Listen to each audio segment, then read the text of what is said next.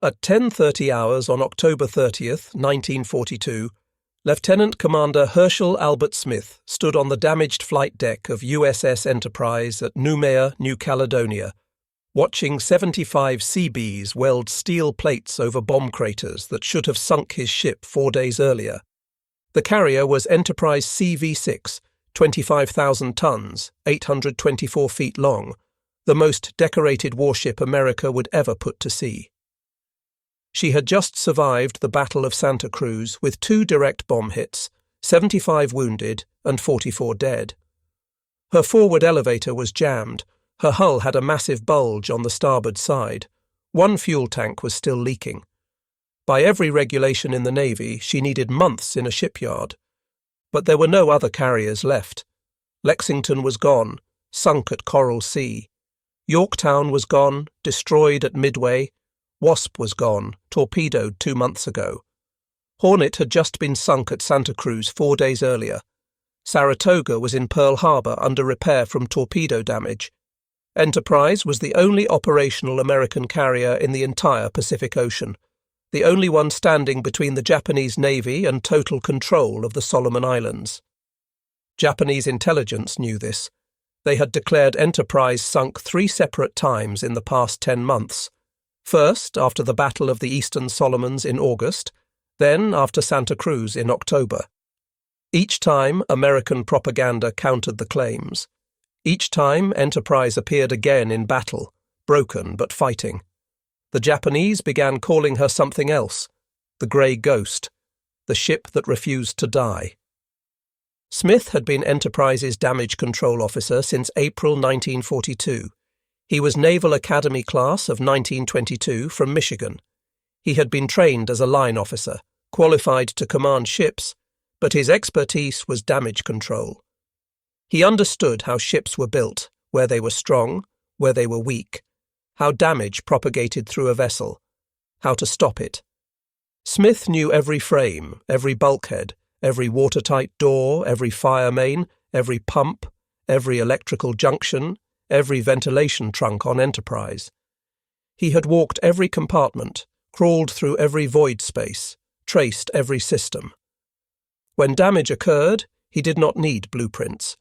He could visualize in his mind exactly what was broken, exactly what was threatened, exactly what needed to be done. His damage control teams were trained to a level few other ships could match. Every man knew his role.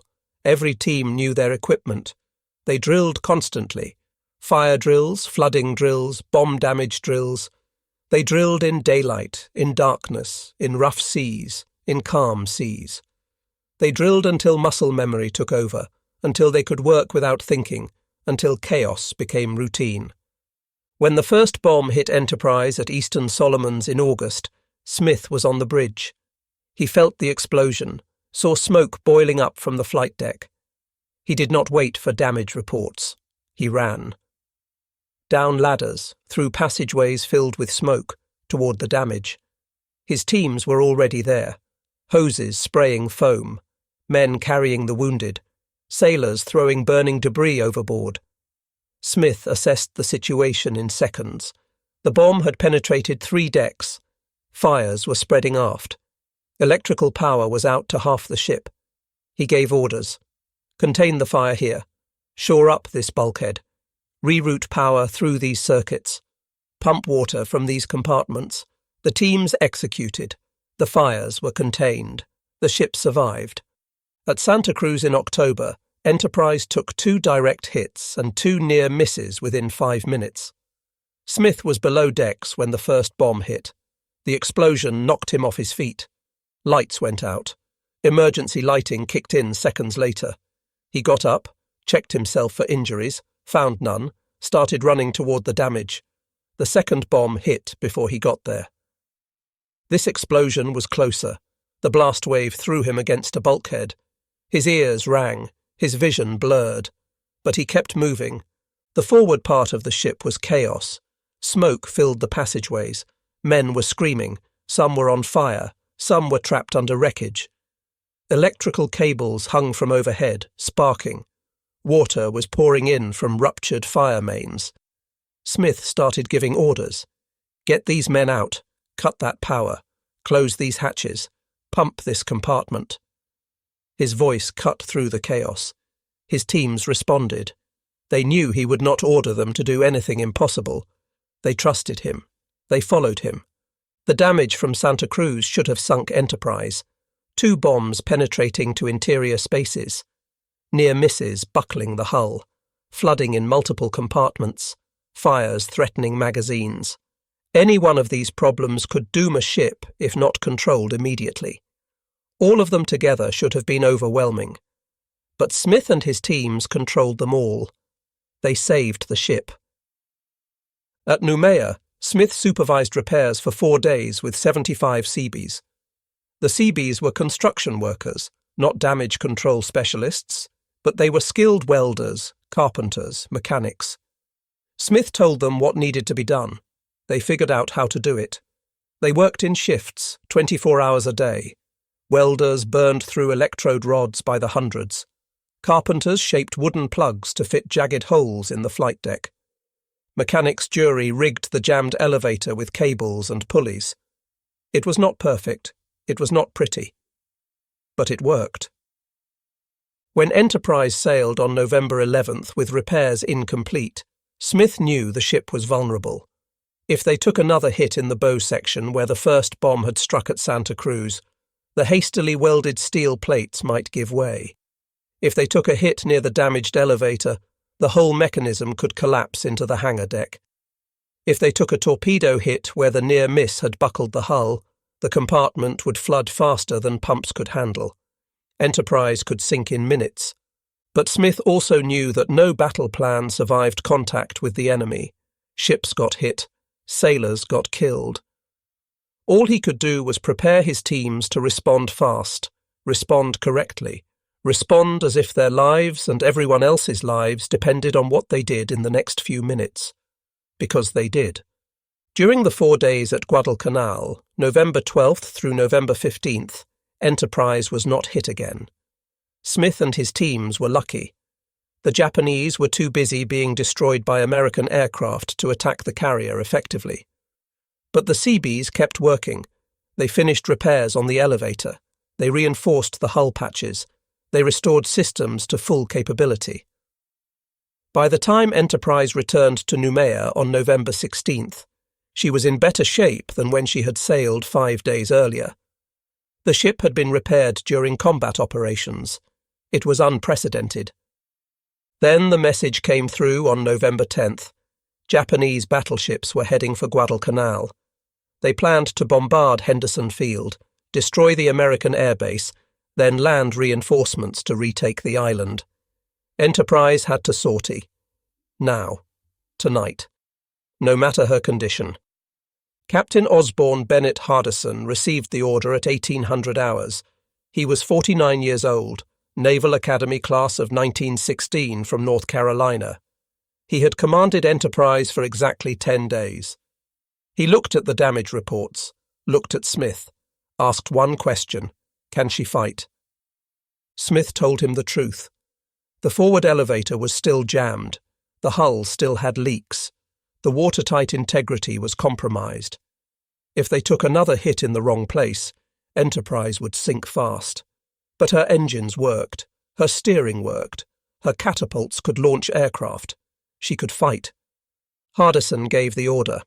Enterprise would sail at 0600 on November 11th with the Seabees still aboard, welders still working, air hammers still pounding, repair crews still trying to fix what battle had broken. What happened over the next 4 days would decide the Guadalcanal campaign and prove that one damaged carrier mattered more than all the pristine battleships the Japanese could bring to bear. The problem was not that America lacked ships. By November 1942, American shipyards were launching new destroyers, cruisers, battleships at record pace. But carriers took longer to build. The new Essex-class carriers would not arrive until 1943. The Independence-class light carriers would not be ready until mid-1943. For now, in November 1942, Enterprise was all there was. The Japanese knew this advantage would not last. They had to destroy American forces at Guadalcanal before American industrial power overwhelmed them. They committed their combined fleet to a massive operation. Battleships Hiei and Kirishima would bombard Henderson Field. Cruisers and destroyers would escort troop transports. Carriers would provide air cover.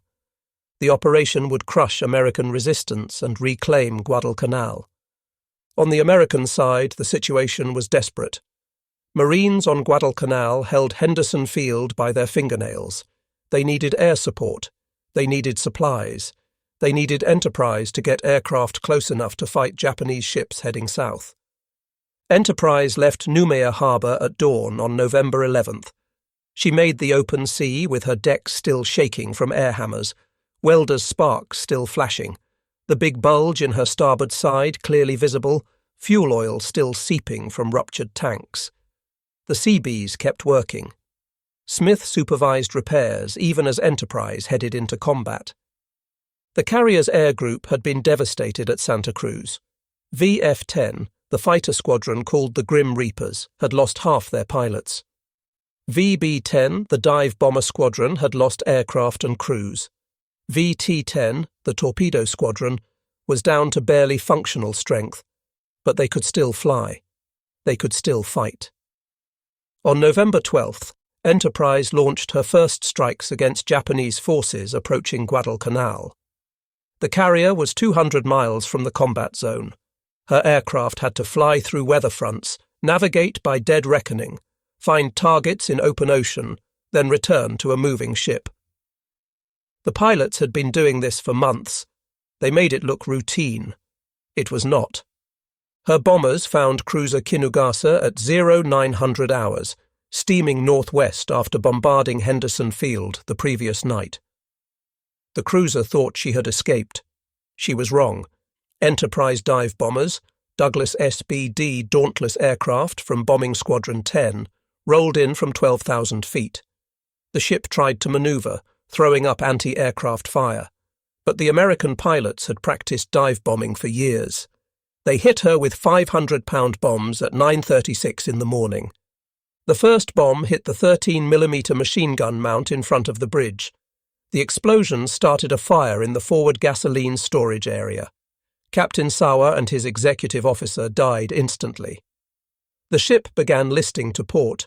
Near misses caused additional flooding. A second wave of bombers arrived. More hits knocked out the cruiser's engines and rudder. Without propulsion or steering, Kinugasa was doomed. She capsized and sank at 13:45 hours.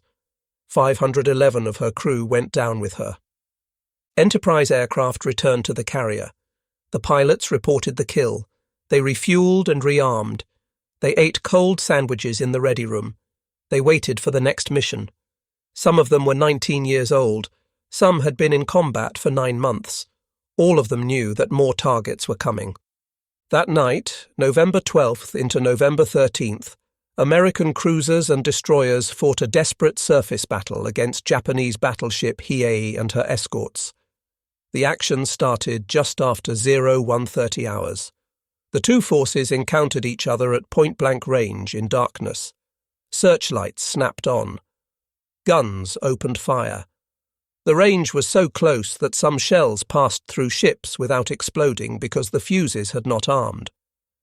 Hiei was a Congo-class battleship, 14,000 tons, 8 14-inch guns, heavily armoured.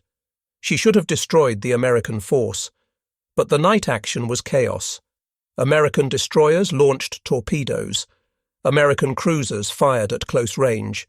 Hiei took dozens of 8-inch and 6-inch shell hits. Her steering was damaged. Her forward turrets were knocked out. A torpedo hit flooded compartments. By dawn, she was crippled, unable to make more than 8 knots, circling northwest of Savo Island. The Japanese should have scuttled her then, should have abandoned ship and let her sink. But they tried to save her. Destroyers stood by, ready to take off the crew. Tugs were dispatched from the Shortland Islands. They thought they had time. They were wrong. November 13th at dawn. Enterprise aircraft found Hiei at 06:15, limping north at 8 knots, trailing oil, listing 5 degrees to starboard, trying to reach safety before American bombers could finish her. The battleship was 30 miles northwest of Savo Island. Her escorts, 3 destroyers, were still with her, but they could not protect her from what was coming. Enterprise launched the first strike at 0630, 6 F-4F Wildcat fighters for combat air patrol, 9 SBD Dauntless dive bombers loaded with 1,000-pound bombs, 6 TBF Avenger torpedo planes carrying Mark 13 torpedoes. They found Hiei at 0720. The dive bombers went in first from 10,000 feet. The battleship manoeuvred sluggishly, her steering still damaged from the night battle. The bombs hit. One struck near the forward turret. Another hit amidships. Fires started. The torpedo planes attacked from low altitude, skimming the water at 200 feet, dropping torpedoes at 1,500 yards. The battleship's anti-aircraft guns fired desperately. Tracers filled the air.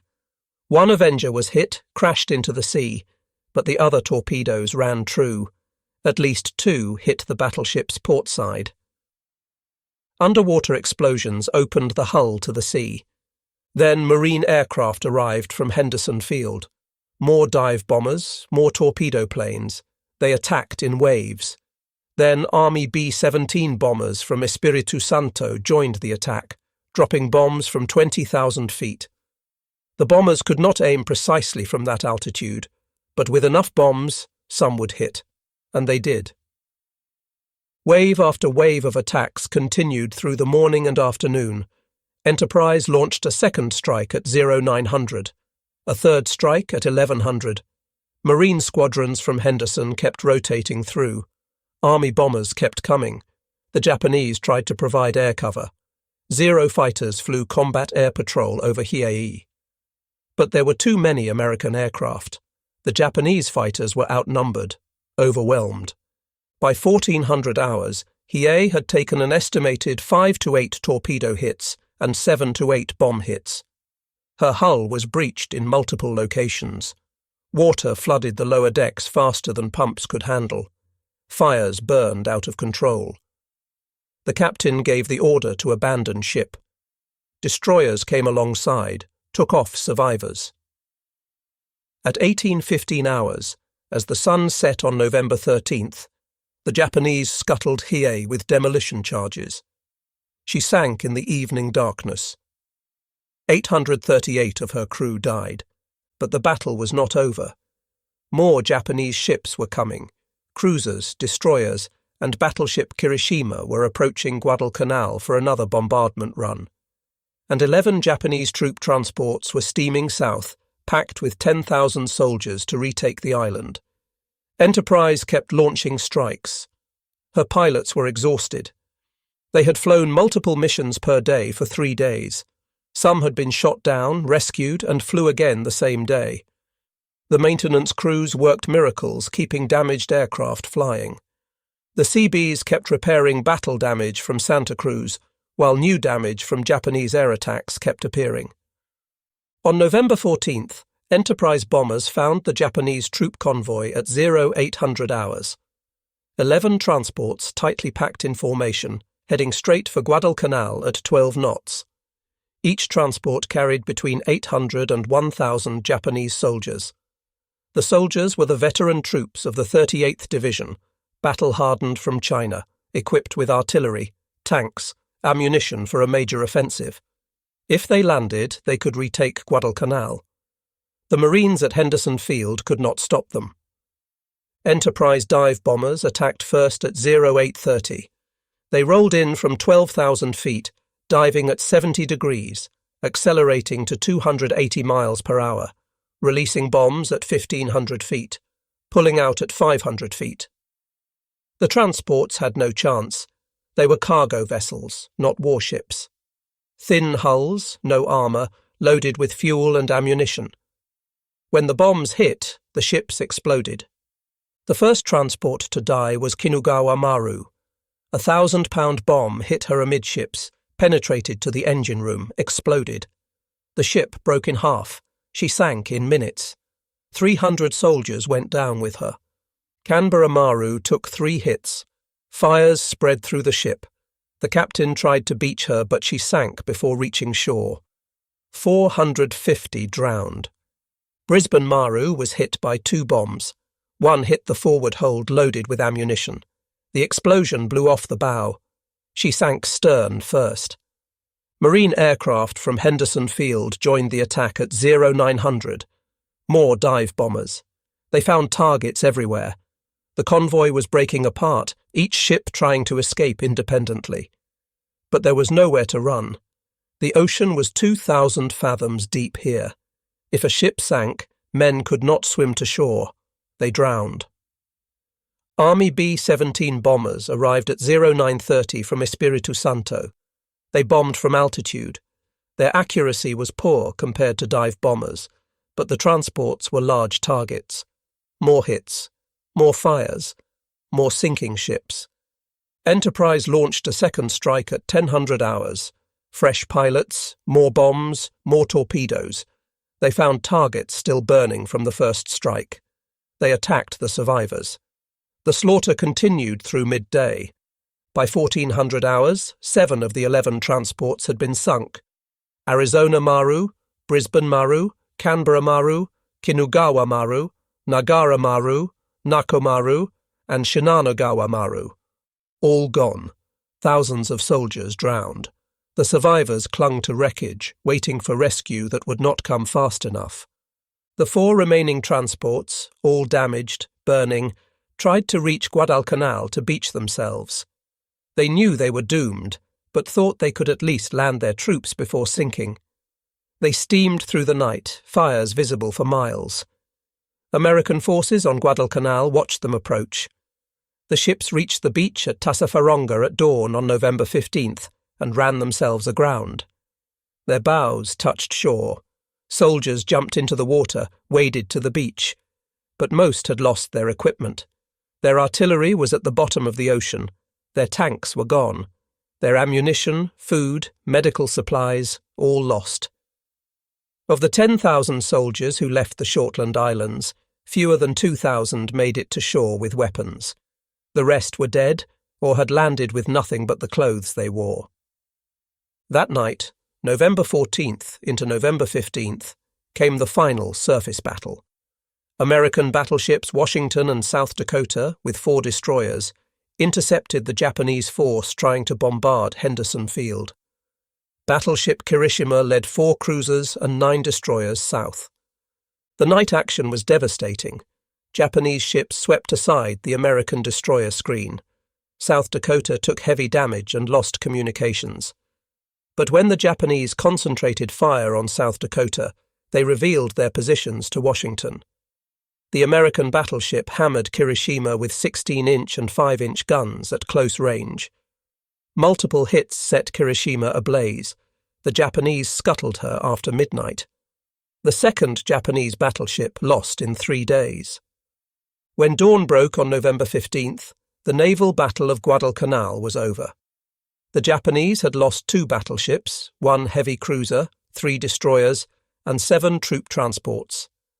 The Americans had lost 2 light cruisers and 7 destroyers, but Henderson Field was secure. The Marines would hold Guadalcanal, and Enterprise had been there for all of it. Captain Hardison sent a message to Navy Department on November 16th. The emergency repairs accomplished by this skillful, well-trained and enthusiastically energetic force have placed this vessel in condition for further action against the enemy. He was talking about Smith and the Seabees, the men who kept Enterprise fighting when she should have been in a shipyard. Vice Admiral William Halsey, Commander South Pacific Area, sent a dispatch directly to the Seabee detachment. Your commander wishes to express to you and the men of the construction battalion serving under you his appreciation for the services rendered by you in effecting emergency repairs during action against the enemy. The repairs were completed by these men with speed and efficiency. I hereby commend them for their willingness, zeal, and capability. But the real story was what those 4 days meant. 1 damaged carrier, kept operational by a damage control officer and 75 construction workers, had helped sink 2 battleships, 1 cruiser, and 7 transports. Had helped save Guadalcanal. had helped turn the Pacific War. The Japanese never attempted another major offensive at Guadalcanal after November 1942. They evacuated their remaining troops in February 1943. The island became an American base for the rest of the war, and it all hinged on those 4 days when Enterprise fought while still under repair. This was not the first time Enterprise had defied death. She had been scheduled to return to Pearl Harbor on December 7, 1941. Bad weather delayed her task force. She arrived December 8 to find the harbor in ruins. Her aircraft had actually flown over Pearl during the Japanese attack. 7 of her dive bombers were shot down by Japanese fighters and American friendly fire. 8 of her airmen died, 2 were wounded. Enterprise was the only American carrier to have men at Pearl Harbor during the attack. 3 days later, December 10th, Enterprise aircraft found and sank Japanese submarine Walsh 70. First American warship sunk by American forces after war was declared. Enterprise drew first blood. February 1st, 1942. Enterprise Task Force raided Kwajalein, Votja and Maloelap in the Marshall Islands, sank 3 ships, damaged 8, destroyed numerous aircraft and ground installations. Japanese bombers counterattacked. Enterprise manoeuvred at high speed. All bombs missed. The carrier escaped with minor damage. April 18, 1942. Enterprise escorted Hornet on the Doolittle Raid. While 16 Army B-25 bombers launched from Hornet to bomb Tokyo, Enterprise fighters flew combat air patrol and attacked Japanese picket boats that spotted the task force.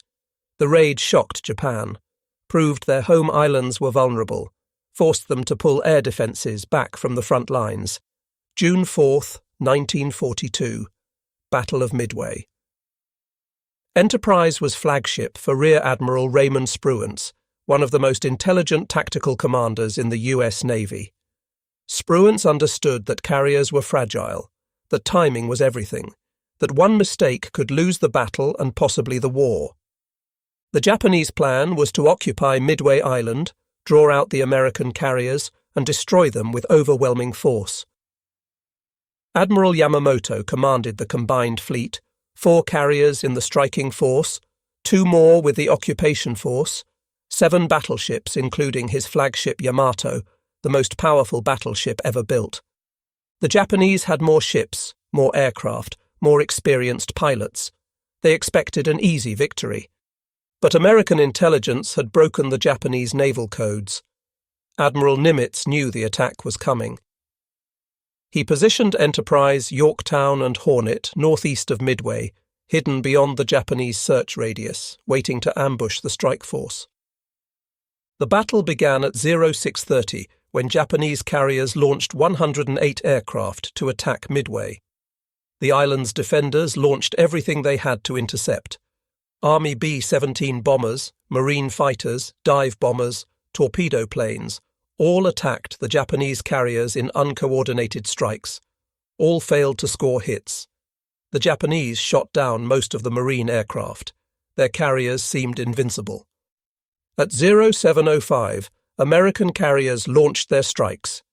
Enterprise sent 33 dive bombers, 14 torpedo planes, 10 fighters. Yorktown launched 17 dive bombers, 12 torpedo planes, 6 fighters. Hornet launched 35 dive bombers, 15 torpedo planes, 10 fighters. Over 150 American aircraft heading southwest to find 4 Japanese carriers.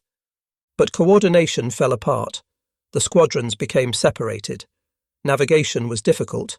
The ocean was vast. Some squadrons flew the wrong direction and never found the enemy. Hornet's fighters and dive bombers missed the carriers entirely, ran low on fuel, had to ditch or return to the carrier.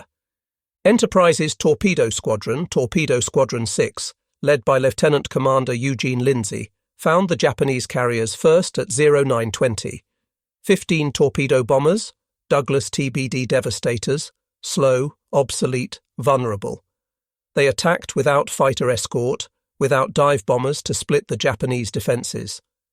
The Zero fighters swarmed them. Japanese ships filled the sky with anti-aircraft fire. The torpedo bombers pressed their attacks at wave-top altitude, dropping torpedoes at point-blank range. 13 of the 15 were shot down. Lindsay was killed.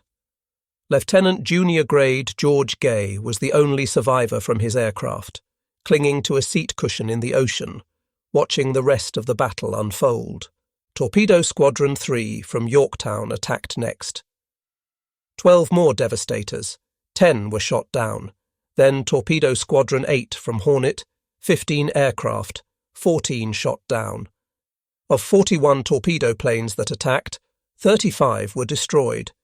0 hits on any Japanese carrier. The torpedo attacks seemed to have accomplished nothing but waste American lives. But those torpedo attacks had drawn the Japanese combat air patrol down to sea level. The Zero fighters were chasing torpedo planes, not watching the sky above. And at that moment, at 0925, Enterprise dive bombers arrived at altitude. Lieutenant Commander Wade McClusky commanded Bombing Squadron 6 and Scouting Squadron 6, 33 dauntless dive bombers total. He had launched at 0706, flown southwest on the expected intercept course. At 0820, he reached the point where the Japanese carriers should have been. They were not there. McClusky made a decision that changed the war. Instead of returning to Enterprise when his fuel ran low, he expanded his search. He flew northwest, then northeast, searching, hoping, knowing that his aircraft might not have enough fuel to return if he guessed wrong. At 0955, one of McClusky's pilots spotted a lone Japanese destroyer, steaming northeast at high speed. McClusky recognized what it meant. The destroyer was racing to rejoin the carrier fleet. He turned to follow.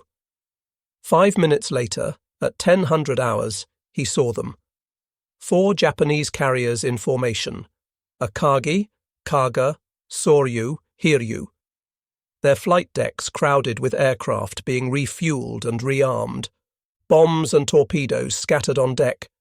Aviation fuel hoses running. The carriers were at their most vulnerable. McClusky did not hesitate. He split his formation. 17 dive bombers would attack Kaga. 16 would attack Akagi. They rolled in from 14,000 feet. The Japanese saw them coming, but too late. 0 fighters were still at sea level, out of position. Anti-aircraft guns opened fire, but could not track dive bombers coming straight down at 300 miles per hour. The dive bombers screamed down at 70-degree angles. Pilots centered the target in their bomb sights, compensated for wind, released at 1,500 feet, pulled out at 500 feet with crushing G-forces. The bombs fell. They hit. Kaga took 4 direct hits. 1 bomb penetrated the flight deck, exploded in the hangar deck among rearming aircraft. The explosion set off aviation fuel and munitions. Fires spread instantly. Another bomb hit near the island, killed the captain and most of the bridge crew. More bombs hit the flight deck, starting more fires. Within minutes, Kaga was an inferno. Her crew fought the fires, but the damage was catastrophic. She burned for hours before being abandoned and scuttled. Akagi took only 1 hit, but it was enough. Lieutenant Dick Best, leading a 3-plane section, put his 1,000-pound bomb through the flight deck midships. The bomb exploded among aircraft being rearmed on the hangar deck. Secondary explosions from munitions and fuel turned the hangar into a fireball. Flames spread through the ship. Akagi's damage control could not contain it. By afternoon, the flagship of the strike force, Admiral Nagumo's carrier, was abandoned. She burned through the night and was scuttled at dawn. At the same moment McClusky's bombers hit Akagi and Kaga, Yorktown's dive bombers attacked Soryu. 3 hits in quick succession. All 3 bombs exploded among rearming aircraft. Soryu was engulfed in flames within minutes. She sank at 7:13 that evening. In 5 minutes, 3 of the 4 Japanese carriers had been mortally wounded. But the battle was not over. Hiryu, the 4th carrier, was separated from the others and had not been attacked. At noon, Hiryu launched her remaining aircraft against the American carriers. They found Yorktown first, hit her with bombs and torpedoes. Yorktown went dead in the water. Enterprise had to finish Hiryu. At 3:30 in the afternoon, Enterprise launched 24 dive bombers. They found Hiryu at 5:05. They rolled in. 4 bombs hit, all on the flight deck. Fires started immediately. Hiryu fought to survive, but the damage was too severe. She was scuttled the next morning. 4 Japanese carriers destroyed. The cream of the Japanese carrier force, the pilots who had attacked Pearl Harbor, all gone. American losses were Yorktown and destroyer Hammond, sunk by submarine. Enterprise and Hornet survived undamaged. The battle was the turning point of the Pacific War, and Enterprise dive bombers, led by McClusky's decision to expand his search and follow one destroyer, had made the difference. August 24, 1942, Battle of the Eastern Solomons. Enterprise fought off massive Japanese air attacks while her own aircraft sank light carrier Ryujo. 3 direct bomb hits and 4 near misses hit Enterprise. 74 men killed, 95 wounded. Serious damage to the flight deck and hull, but damage control teams patched the holes. Enterprise steamed back to Pearl Harbor under her own power, repaired in 5 weeks. Back in action by mid-October. October 26, 1942. Battle of Santa Cruz Islands. 2 more bomb hits, 44 more dead, 75 wounded, Hornet sunk, Enterprise the last carrier standing. By the end of 1942, Enterprise had participated in 5 of the 6 major carrier battles in the Pacific. The only one she missed was Coral Sea, and only because she arrived too late. She had been hit by bombs 5 times, had lost nearly 200 men killed, had been declared sunk by Japanese propaganda 3 times, and she kept fighting. The nickname Grey Ghost fit perfectly. The Japanese could not understand how this ship kept appearing in battles after they claimed to have sunk her. Their intelligence reports were confused, contradictory. Some Japanese commanders thought there must be multiple ships named Enterprise. Others believed American damage control was far better than Japanese estimates suggested. The truth was both. American damage control doctrine was superior to Japanese practice. American carriers had better compartmentalization, better fire suppression systems, better trained repair crews. But Enterprise had something more. She had Smith, she had the Seabees, she had captains like Hardison who would take a damaged ship into battle because the mission demanded it. She had pilots who flew until their aircraft fell apart, then flew borrowed aircraft. She had a crew that believed their ship was special, that she could not be sunk, that they would survive anything. In 1943 and 1944, as new Essex-class carriers joined the fleet, Enterprise's role changed.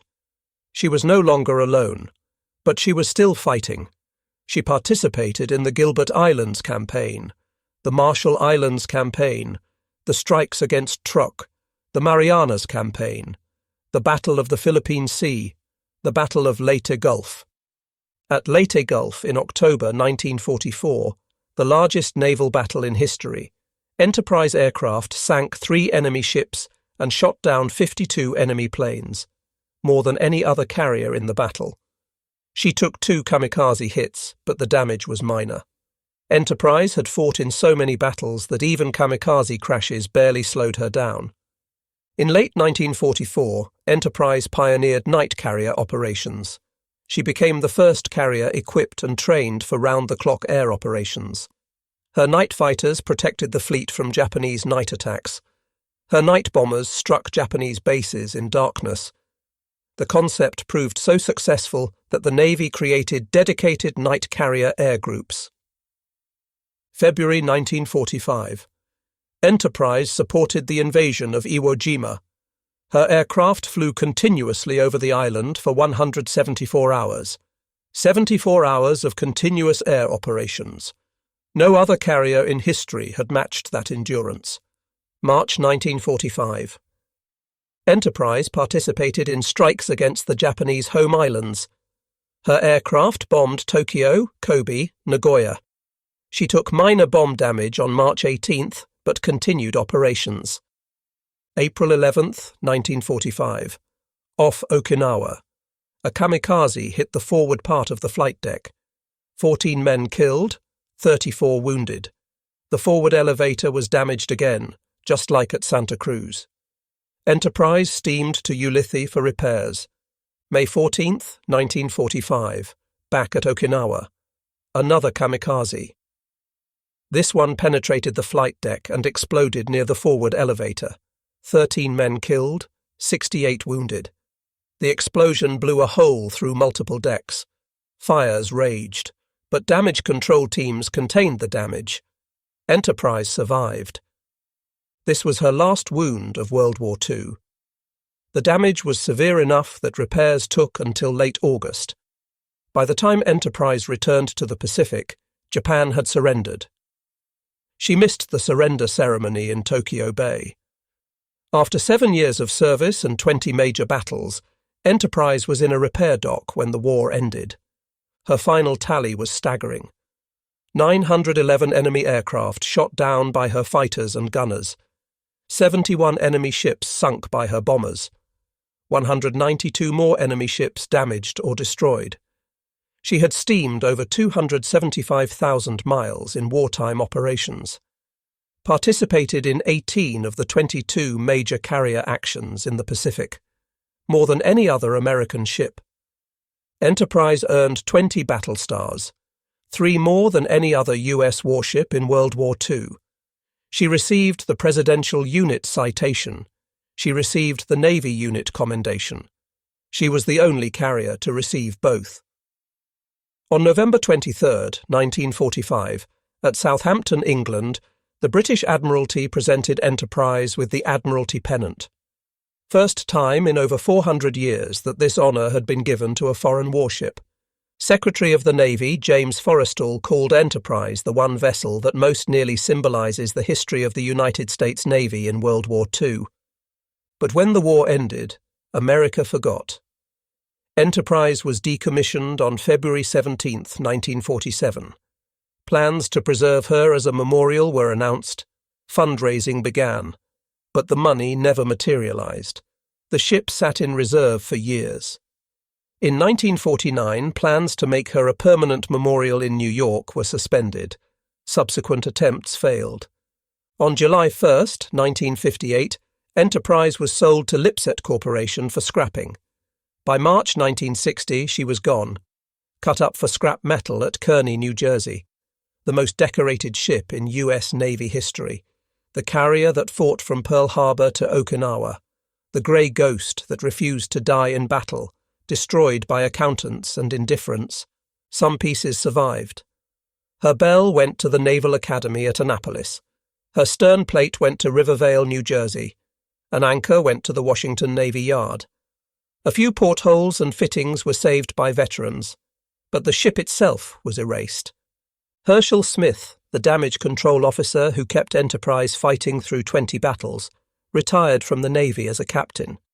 He never received a major decoration for his work.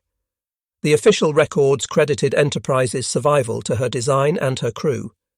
Smith's name appeared in some after-action reports. Nothing more. Captain Hardison, who commanded Enterprise during the desperate November 1942 battles, rose to Vice Admiral before retiring. He died in February 1959 from injuries in a car accident. He was buried at Arlington National Cemetery. His papers are preserved at the University of North Carolina. The Seabees who repaired Enterprise while under fire at Guadalcanal returned to construction work after the war. Most never talked about what they had done. They were construction workers, not heroes. They built things. That was all. Wade McClusky, the air group commander who led Enterprise bombers to victory at Midway, retired as a rear admiral. He died in 1976. His decisions at Midway, when he spotted a lone Japanese destroyer and followed it to find the enemy fleet, changed the course of the war. But few people remember his name. The pilots who flew from Enterprise, the men who made her the most dangerous ship in the Pacific, mostly returned to civilian life. Some stayed in the Navy, some became airline pilots. Some went back to farms in Iowa and factories in Michigan and offices in California. They had fought in the greatest naval war in history. Then they came home and went back to being ordinary Americans. 30,000 men served aboard Enterprise during her 9 years of active service. 103 enlisted men and 1 officer earned all 20 battle stars awarded to the ship. They served through every battle from Pearl Harbor to Okinawa. Their names are preserved in Navy records. Their stories are mostly forgotten. In 1958, the same year Enterprise was sold for scrap, the Navy commissioned a new carrier, USS Enterprise CV-6, first nuclear-powered aircraft carrier in history. She served for 51 years, longer than any other carrier. Commissioned in November 1961, she deployed to the Mediterranean, the Pacific, participated in the Cuban Missile Crisis, served multiple tours in Vietnam, conducted operations in the Indian Ocean and Persian Gulf. The name lived on through decades of Cold War and beyond. In the future, another Enterprise will be built. CVN-80, a Ford-class supercarrier, is scheduled for completion in the 20s. The name will not die. The tradition continues. But the original Enterprise, the Grey Ghost, the carrier that fought from Pearl Harbor to Okinawa, exists now only in photographs and memories, and in the stories passed down by those who served. There is a lesson in how Enterprise was lost. America spent billions building her. Thousands of men served aboard her. She fought in every major battle of the Pacific War. She earned more decorations than any other ship. She symbolized American naval power at its finest moment. And when the war ended, she was scrapped because no one wanted to pay for her preservation. The failure to save Enterprise became a wake-up call that changed how America preserves its military heritage. After her loss, preservation movements gained momentum and support. Veterans groups organized. Fundraising became more professional. Public awareness increased about the importance of saving these historic vessels before they disappeared forever. USS Intrepid became a museum in New York. USS Hornet became a museum in California. USS Lexington became a museum in Texas. USS Yorktown became a museum in South Carolina. 4 Essex-class carriers were saved. 1 Midway-class carrier was saved. These ships now educate millions of visitors each year about naval history, about sacrifice, about the men who served. But Enterprise, the ship that mattered most, the carrier that earned more battle stars than any other, was gone. That loss taught America a lesson it would not forget. In 1991, a historian researching carrier operations in World War II found the full story of Enterprise in Navy archives. The war damage reports, the action reports, the citations, the crew rosters. The story of how one carrier, damaged at Santa Cruz and repaired by Seabees, fought through the Naval Battle of Guadalcanal and changed the Pacific War. The historian tried to find veterans to interview. Many had died, but some remained. They were in their 70s by then. They remembered. They remembered the smell of aviation fuel and burning metal. They remembered the sound of aircraft engines and anti-aircraft guns. They remembered the feeling of the deck shaking under bomb impacts. They remembered their shipmates who died. They remembered November 1942, when Enterprise was the only American carrier left, when she sailed into battle while still under repair, when Seabees welded steel plates on her flight deck while Japanese aircraft attacked. They remembered that their ship had made the difference. That is how naval power actually works in war, not through the newest ships or the biggest guns, but through sailors and officers who keep damaged ships fighting, through construction workers who repair carriers under fire, through pilots who fly one more mission when they are too exhausted to see straight, through damage control teams who fight fires and patch holes while the ship heads back into combat. Enterprise was the most dangerous American warship of World War II, not because she was the biggest or newest or most advanced. She was dangerous because she would not quit. She was dangerous because her crew believed she could not be sunk. She was dangerous because every time the Japanese declared her destroyed, she appeared again. The Grey Ghost, the ship that refused to die. If you found this story as compelling as we did, please take a moment to like this video. Subscribe to stay connected with these untold histories. Leave a comment below telling us where you are watching from. Thank you for watching, and thank you for keeping these stories alive.